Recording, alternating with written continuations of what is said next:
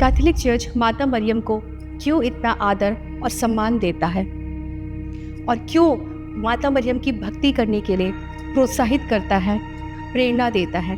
आइए आज हम इन बातों पर चर्चा करें, मनन चिंतन करें।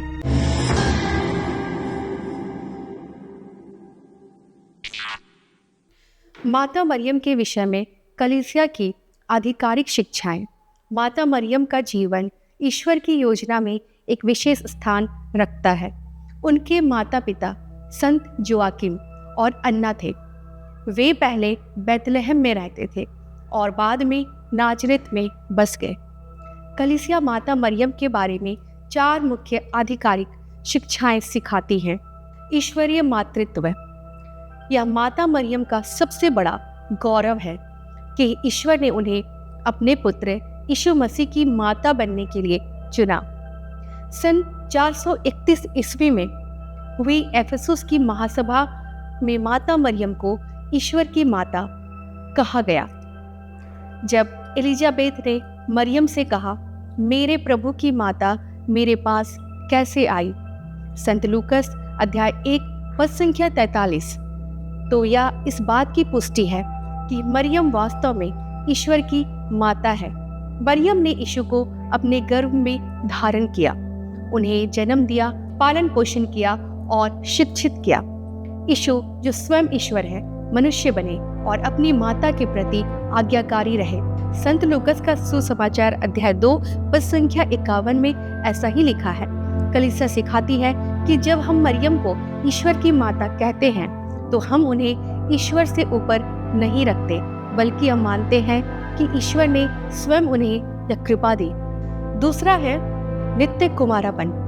कलीसिया सिखाती है कि माता मरियम यीशु के जन्म से पहले, जन्म के समय और जन्म के बाद भी कुमारी रही। यह एक ईश्वरीय रहस्य है जिसे मानव बुद्धि पूरी तरह नहीं समझ सकती। यह भविष्यवाणी पहले ही की गई थी। देखो, एक कुमारी गर्भवती होगी और पुत्र प्रसव करेगी, जिसका नाम इमानुएल रखा जाएगा, जैसा कि यह लिखा है ईसाया अध्याय 7 पद संख्या 14 में, मती अध्याय 1 पद संख्या 22 में और 23 में। मरियम ने अपने कुमारपन को ईश्वर के लिए समर्पित किया और कभी भी किसी पुरुष के साथ संबंध नहीं रखा। कलीसिया यह भी सिखाती है कि यीशु के कोई सगे भाई या बहन नहीं थे। जहाँ बाइबल में भाई या बहन शब्द आता है, वहाँ उसका अर्थ रिश्तेदार होता है, ना कि मरियम की अन्य संतानें। तीसरा, निष्कलंक गर्भागमन। कलीसिया सिखाती है कि माता मरियम का गर्भागमन अर्थात जन्म से पहले का समय पाप से रहित निष्कलंक था।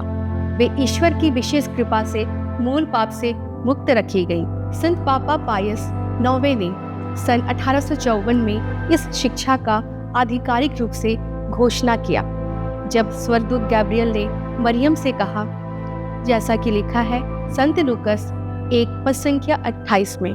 तो यह इस बात का प्रमाण है कि मरियम पहले से ही ईश्वर की कृपा से परिपूर्ण थी। चौथा, स्वर्गारोहण। कलीसिया सिखाती है कि अपने जीवन के अंत में माता मरियम को देह और आत्मा सहित स्वर्ग में उठा लिया गया। यह स्पष्ट नहीं कहा गया कि वे मरी या नहीं, पर यह निश्चित है कि उन्हें स्वर्ग की महिमा में लिया गया। बाइबल में हनोक, जो कि हमें मिलता है उत्पत्ति के ग्रंथ अध्याय 5 पद संख्या 24, और एलिया को भी स्वर्ग में उठा लिया गया था।